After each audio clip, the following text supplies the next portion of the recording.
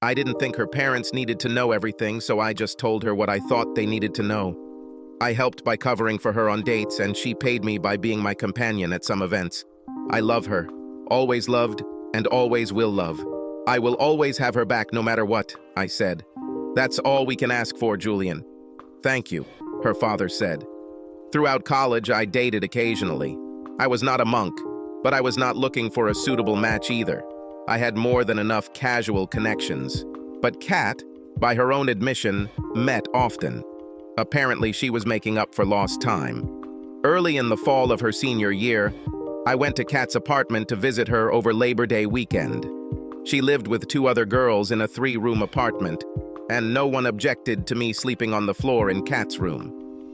More precisely, no one objected until her roommates met me, after which they both offered to share their beds with him. Kat didn't find it as funny as they did. I blushed appropriately, although I was sure that the taller of her 2 neighbors, Alicia, was speaking in all seriousness. "Fuck off, ladies. He's my best friend," Kat said. "Yeah, but you're not going to use it properly," said the other roommate, Roxy. On Saturday night, the 4 of us went to a dance club. I had fun dancing with all 3 women in turn. I was on the dance floor with Alicia when I saw Kat heading towards the dance floor with a 5-foot-tall goddess with reddish blonde hair, bright green eyes, and legs from the ears. Crap.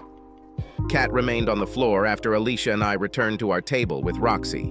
Roxy sat with a Cheshire cat grin as she watched Kat and the goddess. "Just look at this!" The most beautiful woman in the whole place walks up to Kat and drags her to the floor. "I'm not even a lesbian, and I might seriously think about having sex with this woman," Roxy said, her face turning red. "Oh, yes, this is a hot Amazon," Alicia said. "I would think about that too." Both women turned their heads and looked at me. "Include me in this list," I replied. Lauren Sittler looked like the volleyball player she was during her first 2 years of college until she broke her ankle, ending her career. She and Kat returned to the table, hugging each other, and I could tell from Kat's glazed look that she was planning to go home with her. She introduced Lauren to everyone at the table, and then leaned towards me to say what I had already guessed. "Is it okay if I catch you tomorrow morning and we can have breakfast at IHOP at 9 o'clock? She giggled. "Certainly. I'll make sure Lish and Roxy get home safely," I said. We kissed tenderly on the lips before he and Lauren left the club. All 3 of us at the table giggled among ourselves, looking after those leaving. "Wait a minute. She didn't tell us that you can't come to our bed today," Alicia said.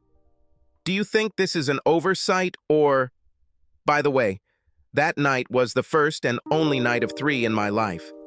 Alicia had a queen-size bed, and it wasn't until about 3 in the morning for the 3 of us to settle down. The girls allowed me to use their shower so that I could at least wash off the smell of our glorious night of debauchery and recover a little. I kissed Alicia and Roxy goodbye, and by 8:55, I was waiting for Kat at IHOP, drinking coffee. She came in at 9 o'clock, accompanied by Lauren. They smiled and giggled like schoolgirls. "I hope you don't mind that I invited Lauren," Kat said shyly. "I hope Alicia and Roxy took good care of you last night." The last one was more of a statement than a question. It was my turn to be shy. Kat and Lauren got jobs in the same city, and after graduating from university, they moved in together. I was happy for them and told them so. Over the next 10 years, I visited them several times, and they visited me about as often. My love in life did not turn out as successfully as Kat's. I had a few girlfriends, but nothing promising until Lily Hanlon came into my life 5 years after leaving school. I was a member of the local YMCA and went there 3 times a week to work out in the gym. From time to time, I would wander into the gym, grab a loose basketball, and shoot a few shots to stretch my muscles. There were 6 courts at the Y, and all but the one I played on had games. A woman several years younger than me came up dribbling a ball and asked if I would mind if she put it in my basket. I said yes, and soon she was shooting the ball into the hoop like she was Damian Lillard.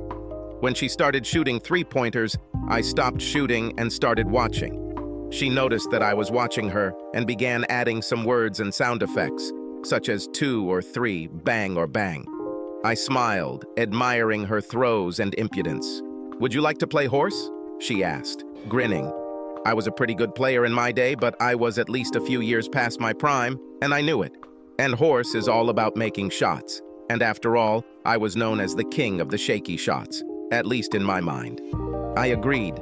She started and made 3 long throws in a row, only 2 of which I could repeat, so I lost the first X pretty quickly. Then she missed her next throw, and it was my turn to throw first. I turned to my right side and, to her surprise, threw it with my left hand. "It was impromptu, wasn't it? You made other throws with your right hand," she said. "Yeah. Come on now," I smiled. She missed this throw, and I also made the next 2 with my left hand. She made a face. "Come on, cheap girl, do something normal," she whined. "Cheap? Why? Because I can use my left hand and you can't?" I giggled. "How about we do something normal?" I walked to the free throw line and shot with both hands, in the style of famous NBA player Rick Barry. She looked dumbfounded. "Indeed?" she said almost mournfully. I nodded silently. She sighed, then missed, 1 letter away from defeat. She looked very upset, her big brown eyes wet with disappointment. "Yes, I understand." "How on earth can you lose to this wannabe?" I said, my smile growing wider by the second. "I'm one of those. Nothing extraordinary, but I have skills. Strange skills. But nevertheless, I have them. A decent athlete, but not a great one. Some brains, some common sense, but not the guy who went to Harvard." "Just make your final throw and put me out of my misery," she growled. "I'll tell you what. If I win, you'll agree to have dinner with me tomorrow night. Applebee's is nothing special, so don't even consider it a date." "Agreed?" I asked. She thought for a second, then became embarrassed. She finally realized that I was playing her. She smiled and giggled. "Agreed," she said, throwing me the ball. I barely glanced at the basket because I knew where I was on the court. Anyone who has played a lot of ball in the schoolyard can do this. Then he made his left 5-meter throw. She grabbed the ball after it went through the hoop and moved to where I was still standing with my hand raised. I took a step to the left. She came up to me, made another awkward left throw, and whispered, "Applebee's is yours, stud." Damn. You're an insufferable asshole, you know that? Actually, I know. "I'm Julian Leonard, by the way," I said. "Lily Hanlon." "Too bad, loser," she said stiffly. "Oh, too bad. Well, maybe tomorrow night I can change your mind," I said. The next evening, I managed to convince her and she agreed to a real date on Friday night. It turned out that she was 23 years old, a college graduate, and working in the human resources department of an auto parts manufacturing company. She is smart, literate, loves to flirt, and is also a good athlete. We quickly felt attracted to each other, and after the first month of dating, we became exclusive. I had never had such a connection with a woman named Kat before. The only obvious downside was her tendency to flirt. We talked about exclusivity and fidelity, and discussed her flirting a few times, and where I think the line needs to be drawn. She insisted that it was all fun, and I replied that it didn't amuse me. We fought about it a few times, and she always promised that she would try her best. Then we would end up in bed and have amazing make-up sex. I understood that she was manipulating me through sex, but I really felt that she loved me, and I definitely fell deeply in love with her. About 6 months after we became a couple, I took her on a long weekend with Kat and Lauren. I explained to her a long time ago what I had with Kat, and I told Kat and Lauren everything about Lily.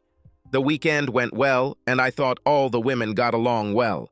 Moreover, several times when I entered the room, the conversation between them stopped, and giggling began. I took this as a good sign that they were getting closer, even if it seemed like they were conspiring against me. Kat was expecting my call when she answered on the Monday evening after our weekend meeting.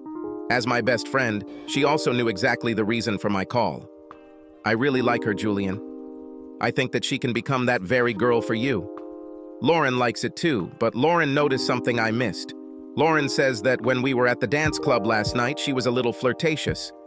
I took this as enthusiasm, but Lauren thought she was going a little overboard.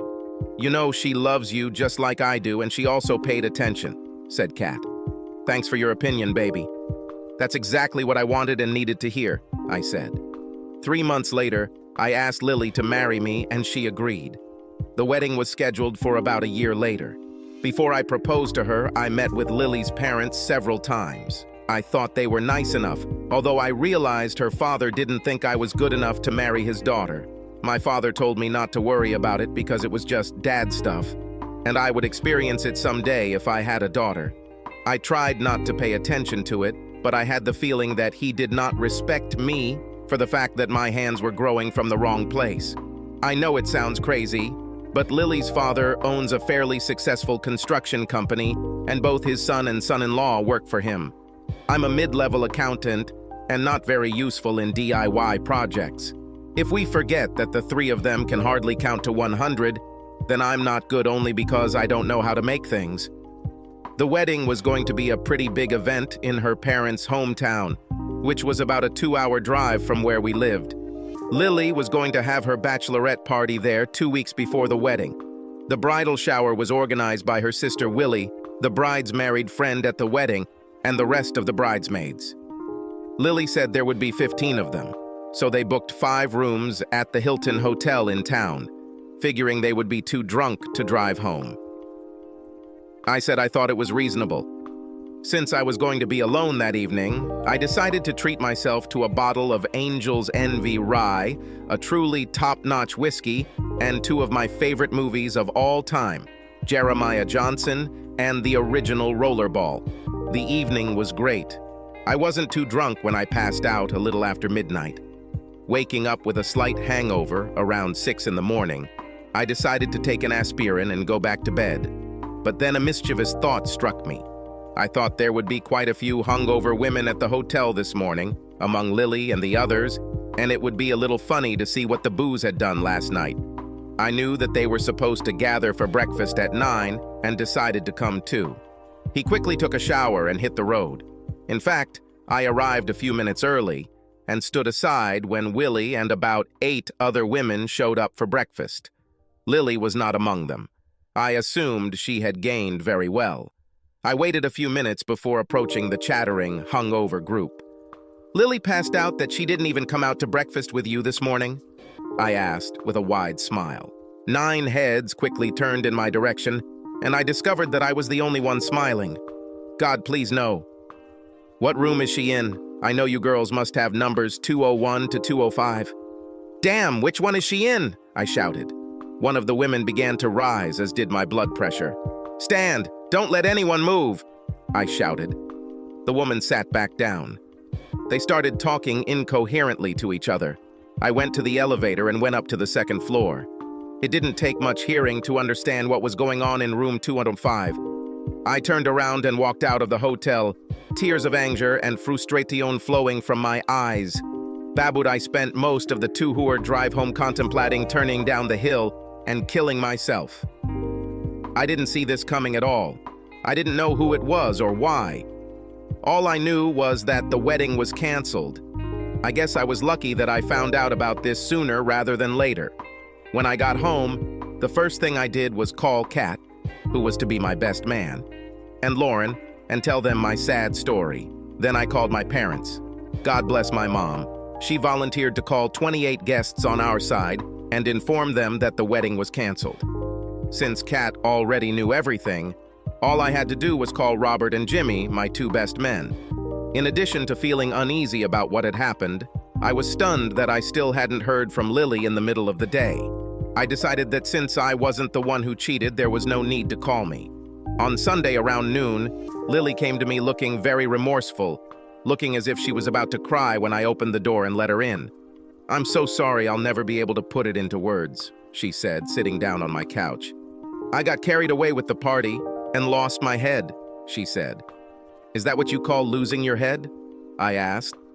"And how many times have you lost your head?" She blushed heavily and lowered her eyes, then gradually raised them to me. "Only once the night before, and then again in the morning," she whispered. "Okay, now the difficult question, why have you lost your head? Am I not enough for you?" I asked. As I already said, I just lost my heed. I drank too much and lost my heed. He was handsome. Just don't continue or I'll beat the crap out of you, I interrupted. I've never hit a girl before, but this makes me want to do it for the first time. And who is this freak anyway? He's just some guy. He meant nothing to me, she said. Yes, and for me, he meant a lot.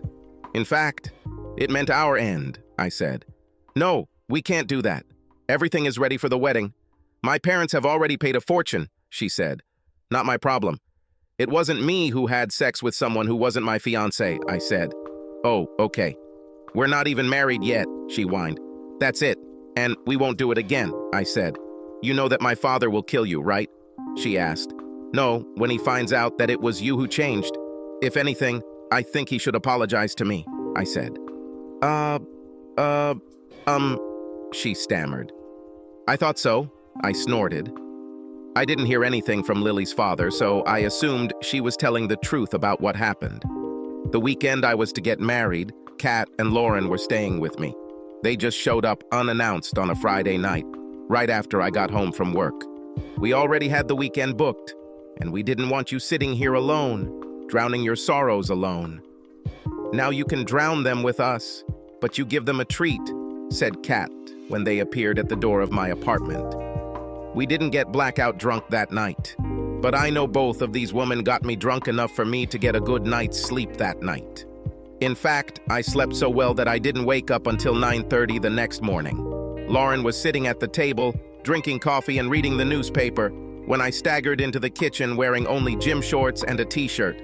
The bathroom and guest bedroom doors were open, but Kat was neither seen nor heard. Hey, where is this onion mountain this morning? She doesn't usually get up early on Saturday, I said. Lauren nodded, but I noticed a smirk playing on her lips. She has business, Lauren said quietly, without looking me in the eye. Spit it out, giraffe woman. I can see in your eyes that you want to tell me something, I said, preparing toast for my coffee. She has to give something back to your ex-fiancé, Lauren said, her smirk turning into a full-blown smile. I won't like this, will I? I asked quietly. You know her as well as I do. And what do you think? I shuddered. I showered and freshened up. When an hour later, Kat smugly walked into my apartment with a box of Dunkin' Donuts. I just needed something special for this morning, she said. I smiled incredulously. She shrugged. He knows everything. I guessed it myself. I didn't say anything, honestly, Lauren said and smiled guiltily. Okay, tell me already. You really want it, I grinned. I called your ex and told her I needed something back, she began. We met in the park near the donut shop. When she approached, I opened my arms for a hug. I think she didn't see my right fist until it hit her left eye. She fell like a bag of bricks. I'll be upset if this bruise goes away in less than 2 weeks. She paced around the kitchen, holding her fist in the air like a boxing champion. Lauren and I laughed heartily. Damn, didn't that stupid bitch remember what I told her about your character and your right hand? I asked. I haven't gone on a date for almost a year. It just wasn't that important to me. I think my loneliness affected Kat and Lauren more than it affected me. About 6 months later, they tried to set me up with one of their unmarried friends when I came to visit them. They weren't tactful about it, but at least the women they tried to set me up with were sexy. I ended up in bed with a couple of them, but most women were there once, and that was it. I'm just not ready, girls. Give it up, please, I told the couple after one of the dates. But I have to say that you both find damn beautiful woman for me. Lauren's ability to find attractive woman worked against Kat after 5 years. She found herself a 22-year-old senior art student at a local small college and ended her 12-year relationship with Kat. According to Kat, she found out about this when she came home from work one day to find Lauren and her new love sitting on the couch waiting for Kat. That's how it is. So it's simple? Kat asked the duo. Apparently, new lady Lauren was very excitable, and at some point during the discussion, she jumped up from the couch and quickly walked towards Kat. Lauren was unable to stop her in time, and within 2 blows, the girl had a broken nose, a split lip, and was lying on the floor. Did you have to hit her, Kat? Lauren screamed. I don't know, but I really wanted to, Kat answered. I could have warned her, bitch. As Kat told me this story over the phone, she laughed through her tears. Sorry, baby. From a distance, everything seemed fine between you, I said. You know, I bet that someday in the future, when same-sex marriage is finally allowed, it will turn out that the number of divorces among same-sex couples will be no less than among hetero, said Kat. I don't doubt it for a minute, I agreed. Over the next few months, Kat and I spent a lot of time together. It's what you do for those you love. I knew she would never reciprocate my feelings for her, but in my mind, she would always be more than a best friend. Something between family and... We were sitting in a nice restaurant and finishing a delicious dinner. Without thinking, I reached for her left hand, which was lying on the table. I took her hand, held it for a moment, then stroked the back of it, putting it back.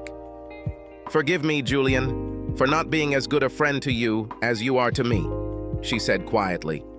I understand that you want much more from me, but you accept the fact that I cannot give it, and do not insist. You would be the man of my dreams, if I dreamed of men. I blushed and lowered my eyes. I wouldn't say it's completely disinterested, I answered. You know there will always be a part of me that hopes, damn it, let's get out of here and do something stupid. I think 2 killer hangovers would be in order, she said. In her early 30s, Kat was still a beautiful woman. It was only a matter of time before she wanted to get back into the sea of dating. Even though Kat and I only saw each other once a month, I thought she suddenly looked a bit different, a little more tired, maybe a few wrinkles on her face, and I'd swear she'd lost about 4.5 kilos. And not to say that she needed it. Hello? Are you feeling well? I asked her one Saturday afternoon as we lay limp on my couch watching an NCAA softball game. She looked at me strangely. Well, I've been very tired lately, she admitted. I thought maybe I needed to add more cardio to my workouts. You know, next year I'll be 40. This means that you, my friend, will be 40 next year. Damn, I suddenly felt old. I persuaded her to go to the doctor for a physical examination. Hell, she hasn't had a physical since Lauren dumped her. The doctor could only see her in a month, but I marked the date on the calendar. I called her the next day. She gave me vague answers. Finally, she said that in 2 weeks, she would be scheduled for additional tests. I know I was more worried than she was. Damn, you're as pushy as my mom, she said, trying to joke. Colon cancer is no joke.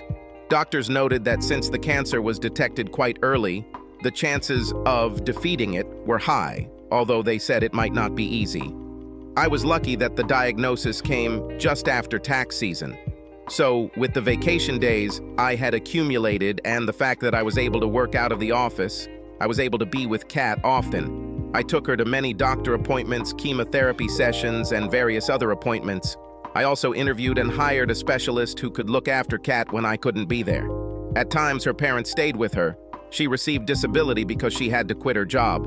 Her parents and I paid her bills. The chemotherapy took its toll on Kat with nausea, fatigue, and some hair loss. Yes, she had her bad days both physically and mentally, but the tough girl I grew up with fought hard. I expected nothing less from her and did not let her give up during those difficult days.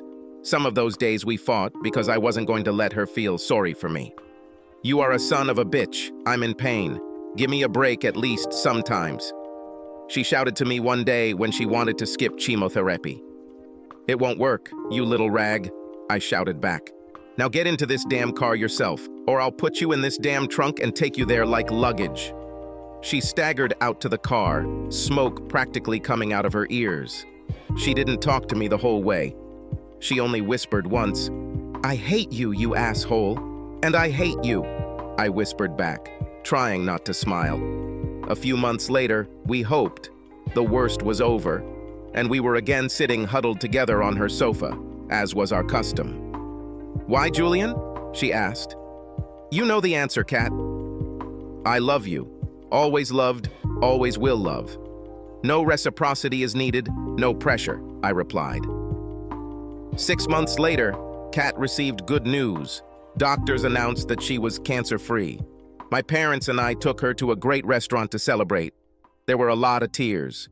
2 evenings later, she and I were lying on her couch again when she took my head in both hands and looked at me, almost literally nose to nose. She pressed her lips to mine with what seemed to me like a deep, sensual kiss. I was, to put it mildly, mesmerized. "Did you feel it?" she asked. For a brief second I was confused, but then it was as if I had been hit in the face with a shovel. Yes, I felt it," I insisted. She pressed her lips to mine again, and this time I took part in it. We repeated this a few more times over the next few minutes before she pulled my shirt over my head. We kissed a little more, after which she began to undress me. I took both her hands in mine and stopped her. "Are you sure about this? Are you completely sure?" I whispered. "I'm more confident than ever in my life," she whispered back.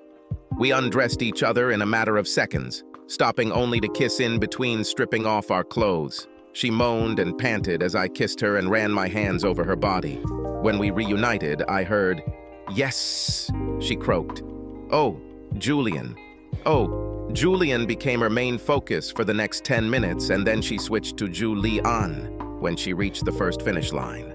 I kept up the pace. She repeated her vocalizations and came to the finish line a second time, dragging me along with her. I pressed my lips to hers, and we kissed passionately for a few more minutes, ending our lovemaking. I crawled to the side to take most of my weight off of her. "I love you, Julian. I'm feeling it. Feel. I may be a little slow, but I love you. Love you. I love it. I was a fool. Wasted so much time. I can't lose him anymore. Will you marry me, Julian?" I stuttered. My blood pressure skyrocketed along with my heart. Still, I had to be sure that this was not just her gratitude for my help during my illness. "Are you sure, baby?" "I didn't think my equipment was suitable for you," I said. "It's not the equipment, Julian. It's a matter of connection. Do you know how sexy it is when someone loves you that much?" she asked. "No, I don't." I started to speak until she interrupted me. "Well, now you'll find out, mister. From now on, if you allow me, I will show you this every day," she said. "So?" "You know, I can never refuse you," I said. "We had a small wedding with my parents and sister, her parents and a few close friends. She moved into my apartment and eventually found a part-time job. She didn't need to work, but she wanted to. If she had asked, I would have carried her in my arms to the house and back.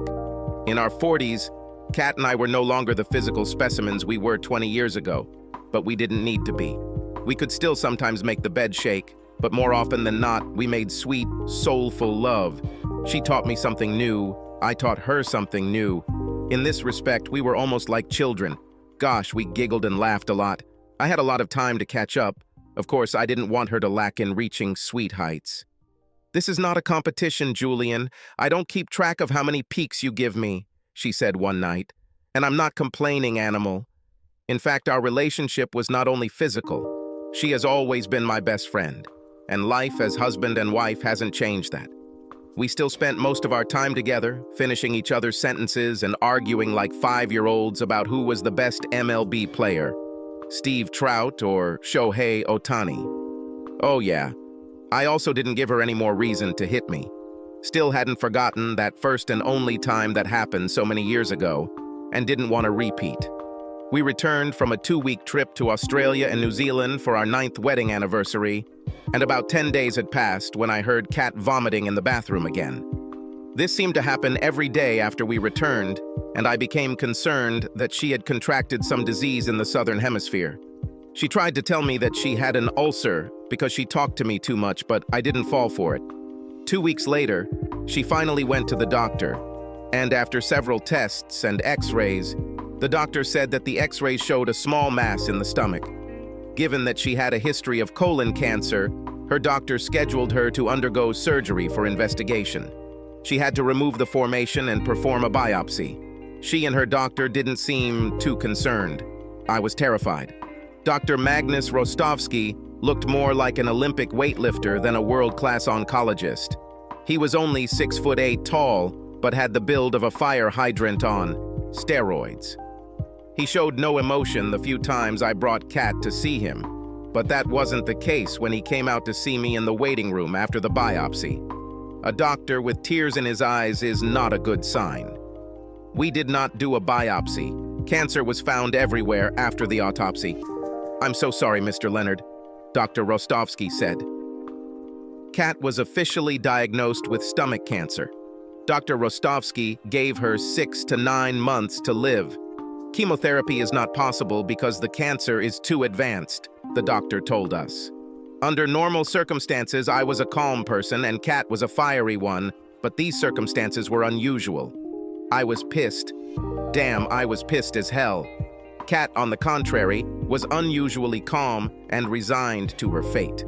How can you be so damn calm? I shouted. This is unfair. No, it would be unfair if I didn't finally see what a wonderful person you are and marry you. We've had 9 wonderful years, haven't we? She answered. You know, sometimes you are really infuriated, I said. I shouldn't know, she giggled. Cancer does not respect anything, much less the life expectancy assessment made by the best oncologist. Kate did not live even 9 months, not even close to 6. She was barely 9 weeks old. The greedy part of me wanted more, much more, but the loving part couldn't watch her suffer one day longer. Shortly after the operation, severe pain appeared. And about. She spent most of the following weeks in a drug-induced stupor. Sorry, baby. You've been waiting for me for so long, and now I'm leaving ahead of time, she said through tears on her last evening. I need a favor, Kat, just one favor. Wait for me, and save a place for me next to you. Promise, Kat, I said. I promise, Julian. Hold me, baby, hug me, please. She had lost weight and barely took up space in the middle of the bed. I moved to the side of the bed where there were no wires and bottles, and carefully moved towards her, carefully enveloping her in my arms. I kissed her softly on the lips and held her there until she went limp. She was 51 years old. About 30 minutes from our house, in the countryside, there is a small cemetery. It is located on a small flat area overlooking a beautiful cornfield. To the side is an oak tree that shades Kat's grave in the early afternoon, while the field below is bathed in bright sunlight. Kat and I found this cemetery one sunny Sunday afternoon while driving out of town, a few years after our wedding. We wandered around for a long time, looking at the various graves, some of which dated back to the mid-1800s. We were in the shade of the trees when she pointed to the sunlit cornfield below. That's wonderful, Julian. We should rest here someday, she said. I promised her that this would happen. Subscribe to our channel so that your second chaff doesn't cheat on you, and go ahead and listen to the next story, because this story is nothing compared to the next one. If you're under 18, don't even think about listening to the next one.